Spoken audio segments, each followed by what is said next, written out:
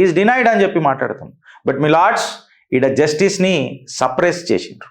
ఈ కలెక్టివ్ కన్సైన్స్ని మళ్ళా ఈ క్రైమ్ని ఎట్లా కంట్రోల్ చేస్తారని చెప్పి నేను అడుగుతున్నా. ఇది కేవలం ఇక్కడనే కాదు. ఫార్మర్ శానిటేషన్ వర్కరు 1995 to 2014 ఎవరైతే పనిచేసిండో ఆయన దీన్ని విజిల్ బ్లో చేసిండు. ఎన్నో భౌతిక శరీరాలను ఈ చేతులతో నేను దఫనాంచిన అని చెప్తున్నాడు. 4th జూలైకి ఆయన ఎఫ్ఐఆర్ లాడ్జ్ చేపిచ్చేసిండు, టెస్టిమోనీ ఇచ్చిండు, వాంగ్మూలం కూడా ఇచ్చిండు. ఈ దుర్ఘటన ఏదైతుంది చూడు, ఈ దరిద్రం ఏదైతుంది చూడు, ఇది కేవలం జూలైలో ఆరంభం కాలే.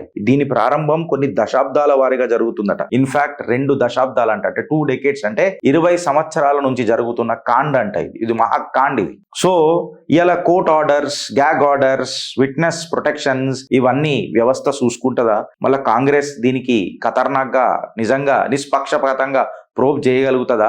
ప్రభుత్వాలు పార్టీలకు అతీతంగా దీని మీద యాక్షన్ తీసుకుంటారా?